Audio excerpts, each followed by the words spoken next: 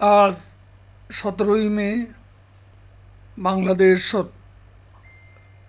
গণপ্রজাতন্ত্রী বাংলাদেশ সরকারে মাননীয় প্রধানমন্ত্রী,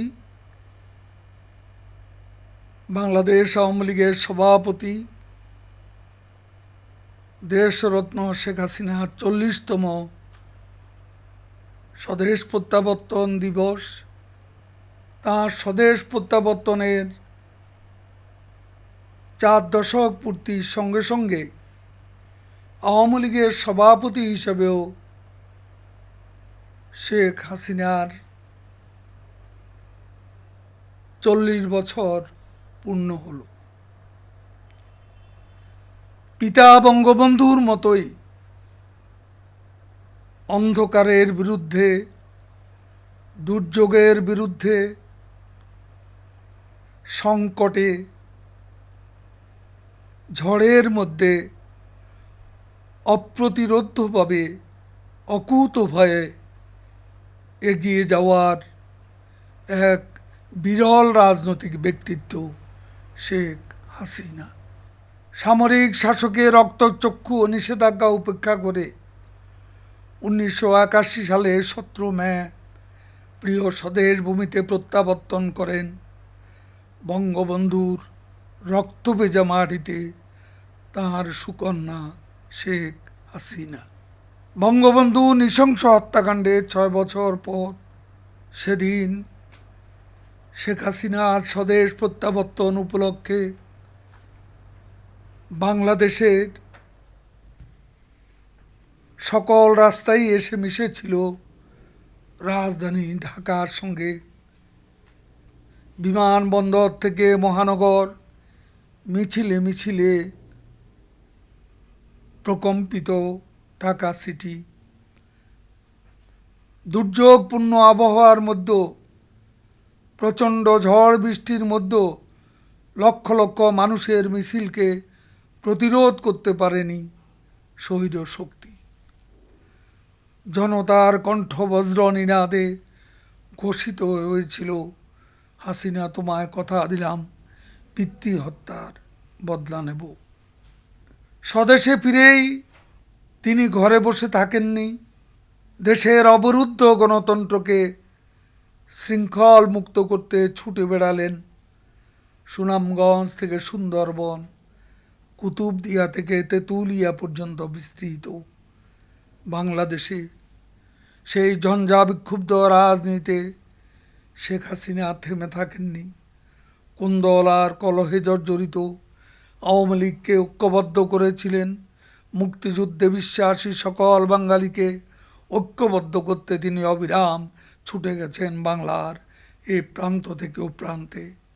তার স্লোগান ছিল, গণতন্ত্রকে শৃঙ্খল মুক্ত করতে হবে।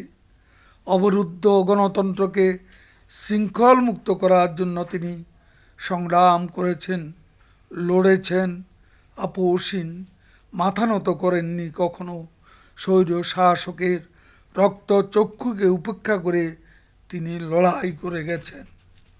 আজকে শেখ হাসিনা স্বদেশ প্রত্যাবর্তনের 4 দশক পূর্তি হয়েছে।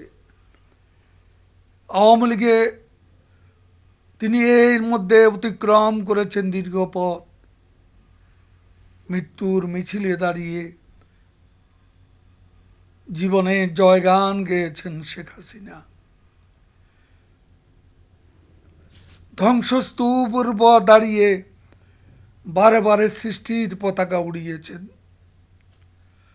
উত্তাল সাগরে অমানিসার অন্ধকারে পাড়ি দিয়েছেন তরঙ্গ বিক্ষুব্ধ সাগর। এরই মধ্যে তিনি তার কর্ম দিয়ে, কৃতিত্ব দিয়ে, বীরত্ব দিয়ে নিজেকে অতিক্রম করে গেছেন। তিনি দল এবং নিজেকেও অতিক্রম করে গেছেন। 75 পরবর্তীকালে বাংলাদেশের সবচেয়ে সফল রাজনীতিকের নাম এক কথায় শেখ হাসিনা। বঙ্গবন্ধু হত্যা উত্তর বাংলাদেশে সবচেয়ে সৎ রাজনীতিকের নাম নিঃসন্দেহে শেখ হাসিনা। 75 পরবর্তীকালে বাংলাদেশের সবচেয়ে সাহসী নেতার নাম শেখ হাসিনা। ৭৫ পরবর্তীকালে বাংলাদেশের সবচেয়ে মানবিক রাষ্ট্রনায়কের নাম শেখ হাসিনা। ৭৫ পরবর্তীকালে বাংলাদেশের সবচেয়ে দক্ষ প্রশাসকের নাম শেখ হাসিনা। সবচেয়ে সফল কূটনীতিকের নাম শেখ হাসিনা। বঙ্গবন্ধু হত্যা উত্তর বাংলাদেশে এ পর্যন্ত যত নেতা জন্মেছেন, এ পর্যন্ত যত নেতা রাজনীতির মঞ্চে ছিলেন এবং আছেন, নিঃসন্দেহে শেখ হাসিনা সবচেয়ে জনপ্রিয় নেতা। তার চলার পথ কখনো পুষ্প বিছানো ছিল না। দীর্ঘ চলার পথ ছিল কণ্টকাকীর্ণ, কিন্তু তিনি স্মিত হাস্যে বাধা বিপত্তিকে অতিক্রম করে এগিয়ে গেছেন মানুষের মুক্তির জন্য। দুর্যোগে সংকটে পাশে দাঁড়িয়েছেন আর্তমানবতার। তিনি এগিয়ে গেছেন বঙ্গবন্ধু হত্যার প্রতিশোধ নিতে। বঙ্গবন্ধু হত্যা উত্তর বাংলাদেশে পাকিস্তানি দ্বারা প্রত্যাবর্তন থেকে বাংলাদেশকে আবার মুক্তিযুদ্ধে চেতনা ফিরিয়ে আনার সংকল্পে তিনি দুর্বার অভিযান অব্যাহত রাখেন।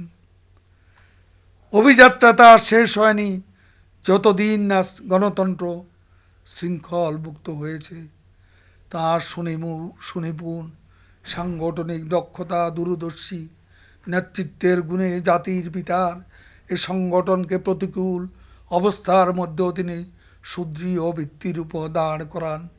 ৯৬ সালে দীর্ঘ ২১ বছর পর দেশি বিদেশি সকল ষড়যন্ত্রের জাল ছিন্ন করে জনগণের বিপুল সমর্থন নিয়ে বাংলাদেশ আওয়ামী লীগকে রাষ্ট্রীয় ক্ষমতায় তিনি অধিষ্ঠিত করেন। এ পর্যন্ত তিনি মোট ৪ বার, বর্তমানে টানা ৩ বারের মতো রাষ্ট্র পরিচালনার দায়িত্ব পালন করে চলেছেন।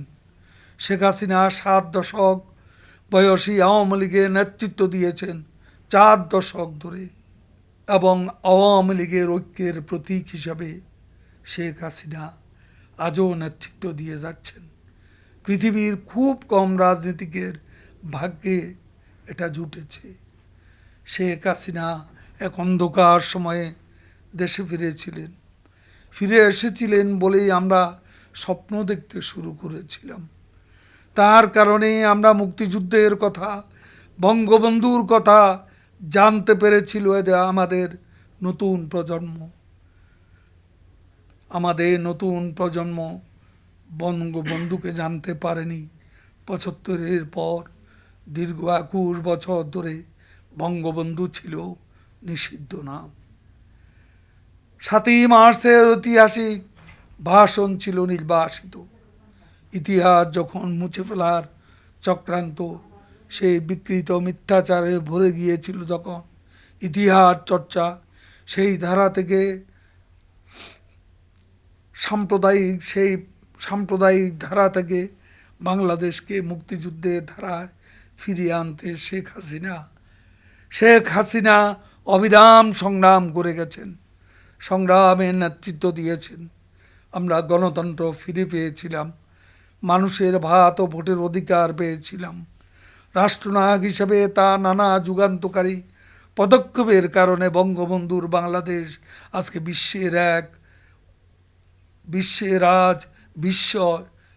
বাংলাদেশ আজ এক মডেল রাষ্ট্র। শেখ হাসিনা এক সংগ্রামী নেতা থেকে আজ এক কালজয়ী রাষ্ট্রনায়ক।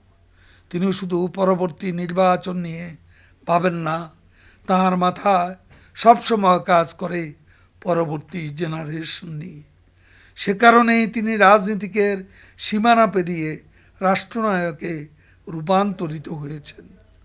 বঙ্গবন্ধু কন্যা শেখ হাসিনা সারা বিশ্বে আজ উন্নয়নের নেতা হিসাবে পরিচিত। রোহিঙ্গা শরণার্থীদের আশ্রয় দিয়ে তিনি মানবতার পাশে দাঁড়িয়েছেন। তার এই উদ্যোগ বিশ্বব্যাপী স্বীকৃত হয়েছিল, প্রশংসিত হয়েছিল, সমাদৃত হয়েছিল। তিনি এসেছিলেন বলে খাদ্যঘাটতিদের বাংলাদেশ আজ উদ্বৃত্ত খাদ্যের দেশ। শেখ হাসিনার নেতৃত্বে জাতির পিতা সূচিত বাঙালির মুক্তির সংগ্রাম সফল পরিণতির দিকে এগিয়ে যাচ্ছে। বাংলাদেশকে তিনি উন্নয়নের মহাসড়ক ধরে নিয়ে যাচ্ছেন বঙ্গবন্ধুর স্বপ্নের সোনার বাংলা অভিমুখে। গণতন্ত্রের লড়াই শুরু করেছিলেন অসাংবিধানিক ব্যবস্থার বিরুদ্ধে। তার দাবিতে এদেশে জবাবদিহিমূলক সংসদীয় গণতন্ত্র পুনঃপ্রতিষ্ঠা হয়েছিল। জাতির পিতা হত্যা নিশ্চিত করেছেন, জাতির পিতা হত্যার বিচার তিনি নিশ্চিত করেছেন কুখ্যাত ইন্ডিমনিটি অধ্যাদেশ বাতিল করে। যুদ্ধাপরাধীদের বিচারও হয়েছিল। শেখ হাসিনা জাতিকে বঙ্গবন্ধু হত্যা ও যুদ্ধাপরাধীদের বিচার সম্পন্ন করে কলঙ্কমুক্ত করেছিলেন। শেখ হাসিনার মতো ক্ষমতার মঞ্চে শেখ হাসিনার মতো নেতা ক্ষমতার মঞ্চে ছিলেন বলেই খুনিদের বিচার কার্যকর করা সম্ভব হয়েছে। বাংলাদেশ পাপমুক্ত হয়েছে। শেখ হাসিনা ফিরে এসেছিলেন বলে বাংলাদেশ আজ স্বল্পোন্নত দেশ থেকে উন্নয়নশীল দেশের কাতারে উন্নীত হয়েছে। এটা শেখ হাসিনার সাফল্যের মুকুটে আরেকটি সোনালী পালক। শেখ হাসিনা আছেন বলে বাংলাদেশ আজ এ করোনা দ্বিতীয় তরঙ্গ, প্রথম তরঙ্গ মোকাবিলা করে দ্বিতীয় তরঙ্গ সফলতার সঙ্গে মোকাবেলা করে যাচ্ছে। এ সংকট জীবন জীবিকার মধ্যে সুন্দর সমন্বয় করে শেখ হাসিনা পরিস্থিতিকে অনেকটা এরই মধ্যে নিয়ন্ত্রণে আনতে পেরেছেন। এটা তার দক্ষ, মানবিক, সাহসী, দূরদর্শী নেতৃত্বের পরিচয় বহন করে। সত্য কথা বলতে কি ৭৫ পরবর্তীকালে বাংলাদেশে শেখ হাসিনার মতো এত দক্ষ, এত মানবিক, এত সাহসী, এত দূরদর্শী বিচক্ষণ নেতৃত্ব আর একজনও নেই। শেখ হাসিনা ফিরে এসেছিলেন বলে দীর্ঘকালের সীমান্ত সমস্যার সমাধান হয়েছে। ভারতের রেটিফিকেশন ছিল না, সেই রেটিফিকেশন এসেছে। প্রধানমন্ত্রী শেখ হাসিনা, শ্রী নরেন্দ্র মোদী রাষ্ট্রনায়কোচিত ভূমিকার কারণে আজকে বহুকালে ছিটমহল হস্তান্তরের মধ্য দিয়ে ছিটমহল সমস্যার সমাধান হয়েছে। পৃথিবীর কোনো দেশে এত শান্তিপূর্ণভাবে ছিটমহল হস্তান্তর হয়নি। শুধু সীমান্ত সমস্যা নয়, আজকে আমাদের যে সমুদ্র সীমা, সেখানেও আমরা বিজয়ী হয়েছি। বাংলাদেশ আমাদের দেশের মতোই আর এক সমুদ্রে আর এক বাংলাদেশের বিজয় ঘটেছে। এটাই শেখ হাসিনার কৃতিত্ব, এটাও শেখ হাসিনার কৃতিত্ব। গঙ্গা নদীর পানি বন্টন, বিশ্ব অনেকেই ভারতে গিয়ে ফিরে এসে বলেছেন গঙ্গার কথা বলতে ভুলে গিয়েছি। শেখ হাসিনা ছিলেন বলেই গঙ্গার পানি ন্যায্য হিস্যা আমরা বুঝে পেয়েছি। শেখ হাসিনা আছেন বলে আজকে ভারতের সাথে দীর্ঘদিনের যে সন্দেহ, অবিশ্বাসের সম্পর্ক, সেই কৃত্রিম দেয়াল ভেঙে গেছে।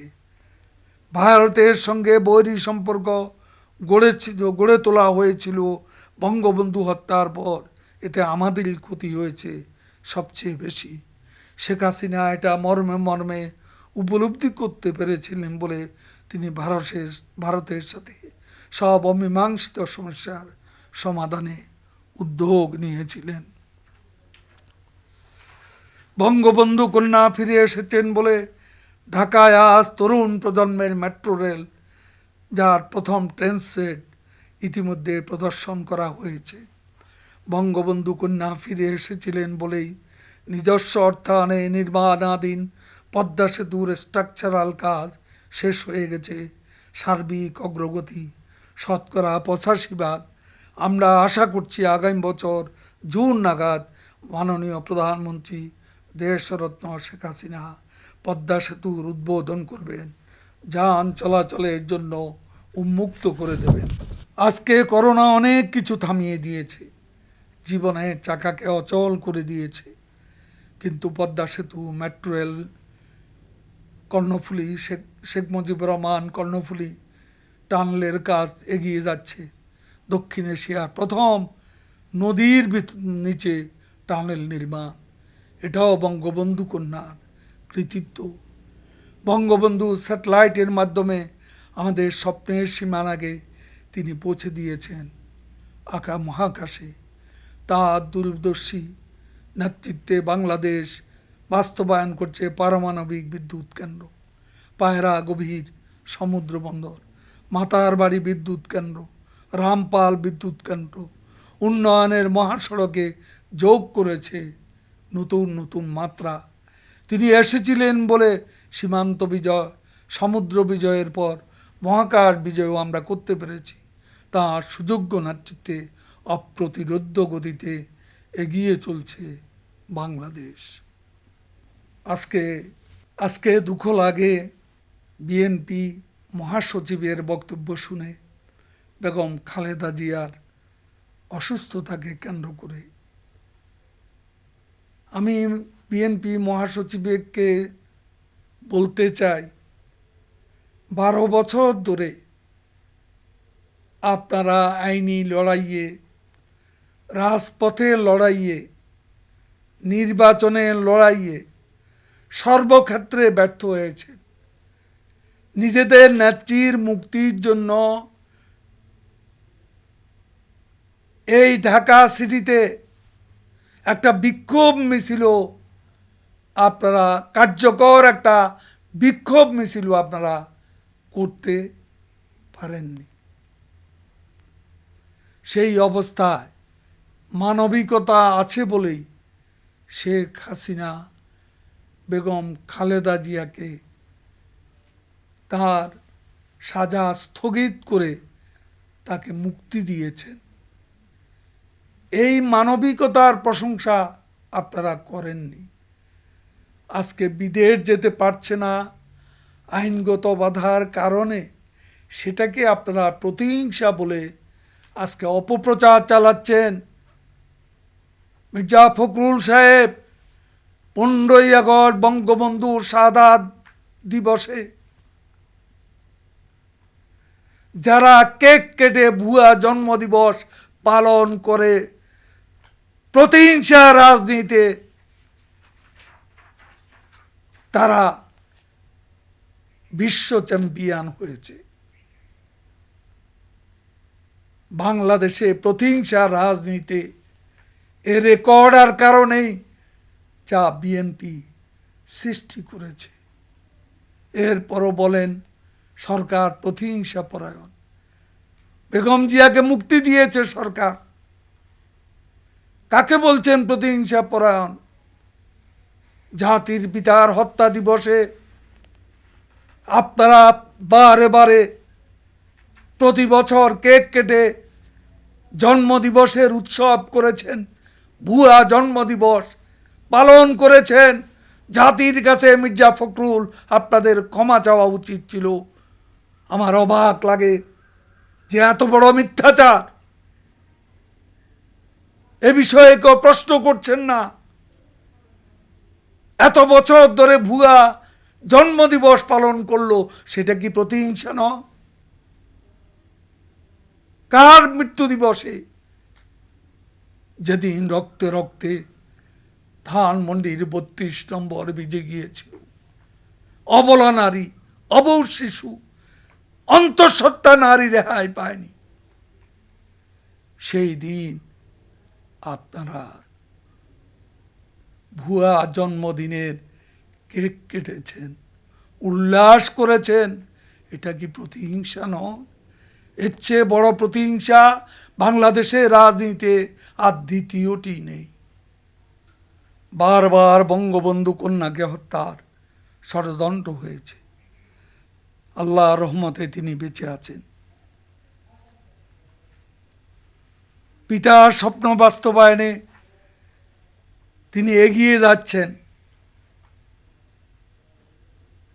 দিন রাত অবিরাম পরিশ্রম করে যাচ্ছেন। নিজের জন্য তার কোনো চাওয়া নেই, পাওয়া নেই। যা কিছু করছেন মানুষের জন্য, বাংলাদেশের মানুষের ভাগ্যের উন্নয়নই শেখ হাসিনার উদ্দেশ্য। শেখ হাসিনা লক্ষ্য পকেটের উন্নয়নের রাজনীতি তিনি করেননি। তার মতো সৎ রাষ্ট্রনায়ক, তার মতো সৎ রাজনীতিক এদেশে আর জন্ম নেয়নি ৭৫ পরবর্তীকালে। আপন কর্মমহিমা তিনি হয়ে উঠেছেন নবপর্যায়ের বাংলাদেশের নতুন ইতিহাসে নির্মাতা, হিমাদ্রি শিখর সফলতার মূর্ত স্মারক, উন্নয়নের কাণ্ডারি, মুহূর্ত স্মারক গড়ে তুলেছেন সমৃদ্ধ বাংলাদেশ। আপন কর্মমহিমা তিনি হয়ে উঠেছেন নবপর্যায়ের বাংলাদেশে নতুন ইতিহাসে নির্মাতা, হিমাদ্রি শিখর সফলতার মূর্ত স্মারক, উন্নয়নের কাণ্ডারি। জননেত্রী শেখ হাসিনার সুযোগ্য নেতৃত্বে করোনা সংকট জয় করে বাংলাদেশ তার কাঙ্ক্ষিত উন্নয়ন সমৃদ্ধির অভিযাত্রায় দুর্বার গতিতে এগিয়ে যেতে সক্ষম হবে ইনশাল্লাহ।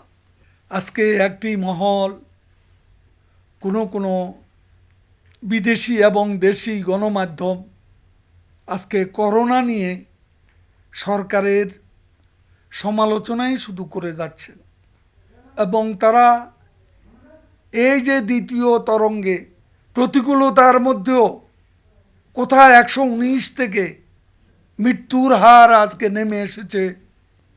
আজকে মৃত্যুর হার ২৫-এর নিচে নেমে এসছে, এবং সংক্রমণ কোথায় ছিল ৮,০০০, সেখানে গতকাল ৩০০ কয়েকজন। এটা কি সাফল্য নয়? এটা কি সরকারের পলিসির সুফল নয়? আমি জানতে চাই, মিডিয়া যে অংশটি এর সমালোচনা করছেন, বাংলাদেশের মানুষের মানসিকতা প্রকাশ ঘটেছে। আজকে শহরে ফেরিঘাটে বাঁধ ভাঙাট, ঈদের সময় যে কোনো মূল্যে জীবনের ঝুঁকি নিয়েও বাড়ি যেতে হবে। এই মানসিকতাটা পাল্টাতে হবে, কথা বলতে হবে এ নিয়ে। উল্টো সরকারকে দোষ দিচ্ছে। সরকারের এখানে কোথায় দোষ? সরকার কি ব্যবস্থাপনায় কোনো ত্রুটি রেখেছে? প্রতিবেশী ভারতের মতো অক্সিজেন বা বেডের সমস্যা ছিল, এখনো কি আছে? তাহলে সরকারের দোষ কোথায়?